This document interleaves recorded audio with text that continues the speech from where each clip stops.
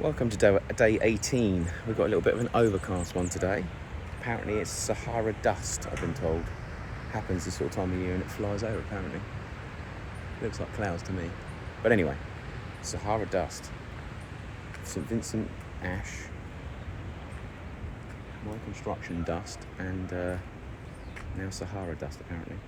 But anyway, today we are on site. I'm dealing with that at this present time, just setting up some infrastructure, power, light, etc. The guys have just arrived, so they're just opening a container and getting ready for work.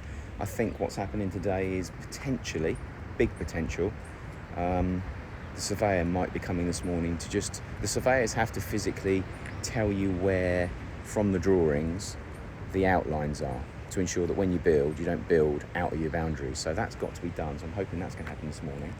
And then apparently maybe a carpenter's coming, because the carpenter then uses those lines to tie the batten boards, which basically is what gives you the line from one end to the other. And then off the back of that, they form the woodwork that they start utilising for the footings. So here, everyone keeps asking, are you now going to, after finishing that floor, are you going to start dig footings? In all fairness, I asked the same question. I was under the impression we had to physically concrete footings all the way down to rock. But apparently what we have done here is use that rock to create the new floor. So there'll be all of the concrete, all of the footings, all of the piles will land up being on this base, which is the reason why you do an impact test to ensure that there's no movement. It's got to be able to weight bear. So all of this is going to land up being weight bared upon.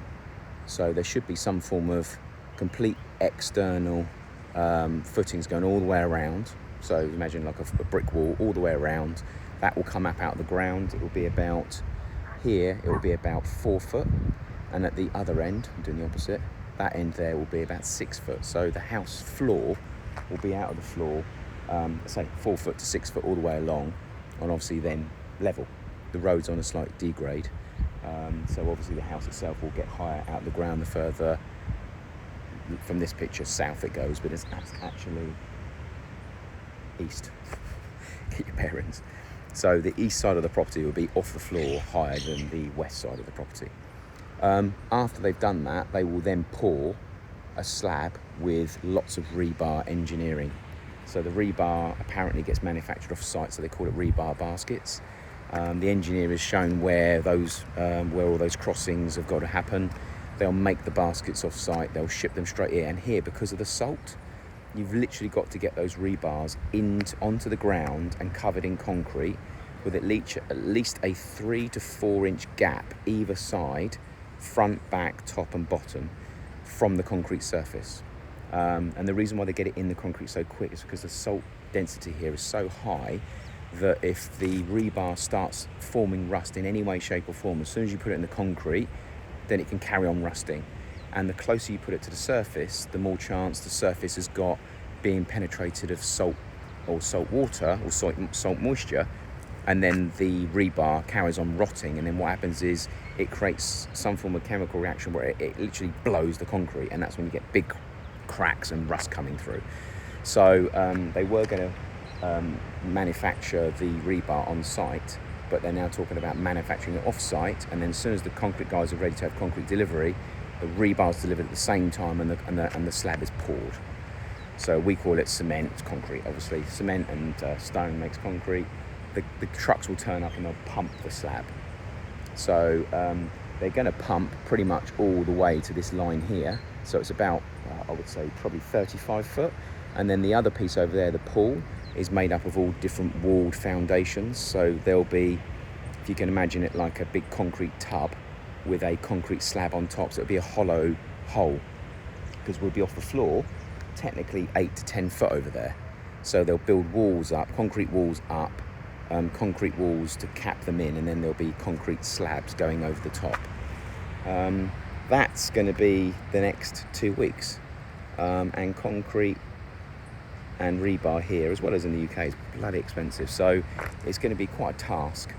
But that's basically the plan, to get ready for that today, finish that off Monday and Tuesday, and then potentially the concrete guys will come in and start their work on Tuesday straight Wednesday. At the same time, once that's done, then there'll be the outer line will be blocks. So the block guys will start blocking up. The pillars will be blocked up as well, and at some stage then we'll have a concrete slab on the top, and that will be the base, the floor of the actual house. So yeah, we'll have an underground basement, which is around about 5.5 to 6 foot, pretty much the whole length of the building, fingers crossed. It may get shallower.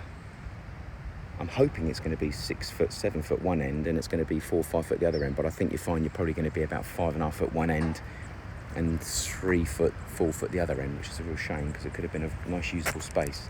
But anyway, all we wanted was somewhere to put the services, the air conditioning, the blower system so it can come up through the floors. We wanted somewhere to store suitcases and general garbage, and somewhere to throw the kids if they misbehave.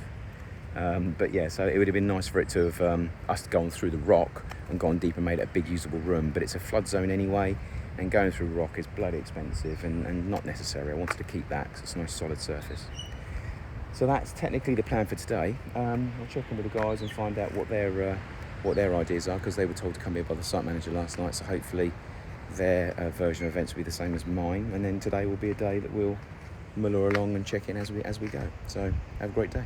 Okay, so I've moved most of the stuff around in the container. I'm going to set up a little desk and that lot in the other one, the cream one and the blue one. Massive difference in heat. So the blue one is very hot inside, the cream one's warm but a lot cooler, so I think I'll set some up tempo in there just so I can work during the day. But again, because we had the failure, even with a 14-ton roller, we've now still got to roll that again with a 5-ton roller. Don't quite understand how that even worked.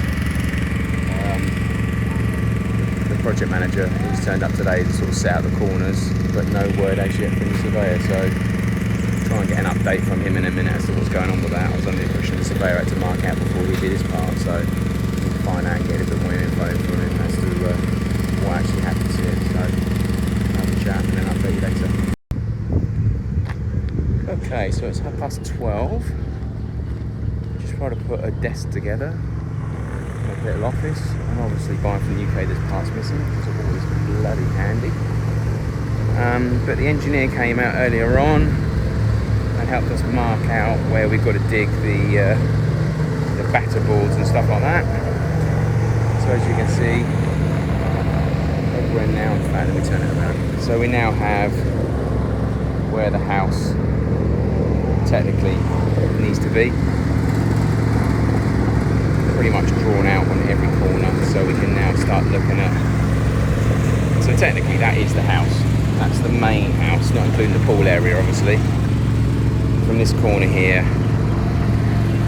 that is the house, and then over here obviously is the deck area, etc. that will end up being here as well. So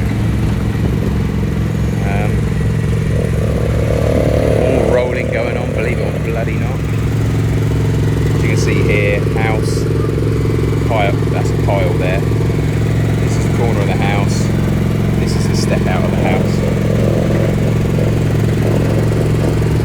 So yeah, believe it or not, these guys have got to do some digging. Same thing here. Same thing in these corners too. As you can see, they're now digging holes where that's going to have to go. So corners get dug out obviously because of the actual batter boards.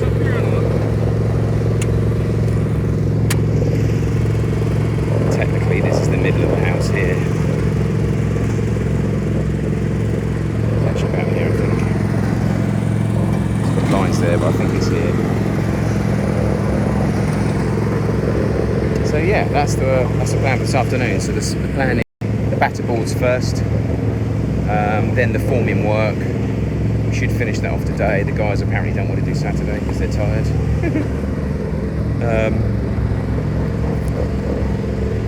Monday carpenter, Monday, Tuesday carpentry, form work. Then we're going to start getting the steel fixers, doing the rebar on Wednesday. Wednesday, Thursday, Friday should be made and stored in the containers, which you can't leave outside obviously. I think we'll be pouring the actual slab, pouring the concrete on Monday. So the plan is a week Monday we should be pouring the slab. A week overdue, 4 weeks overdue in my eyes. 3 weeks, but anyway, still late.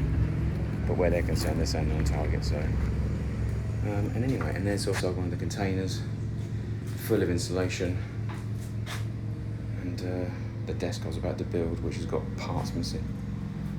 The belt going to IKEA. But anyway, I'll update you later. I think I'm going to have nightmares about rollers. The last 2 weeks, all I've seen and heard is rollers rolling. Groundhog Day rolling. So the guys have actually started digging out little round holes. This is all for the batter boards and some of the actual footings.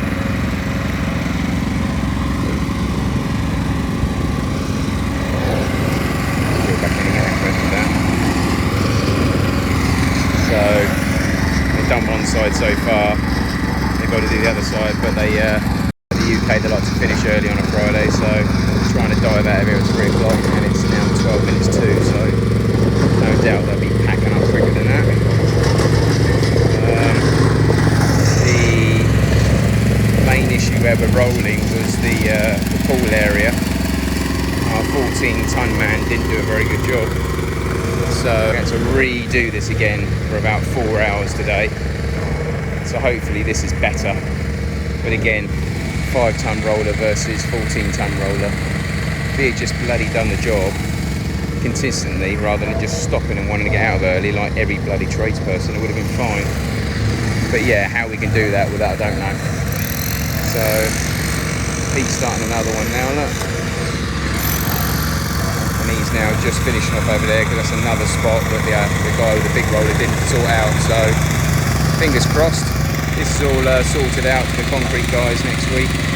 Hopefully they're going to come next week, but he did say a week Monday. If they can come sooner than that, that'd be good. So, but other than that, that's pretty much it for the day. We're going to clock on off in a minute, about 10 minutes. Well, they will anyway. Yeah, hopefully we can try and get this all finished off, get the actual batter and the form work that we actually prepared last week with the carpenter. I'm trying to get that done, so hopefully we'll get that laid, and then a week Monday we should be good to go. So no work Saturday. That's it. Have a good weekend.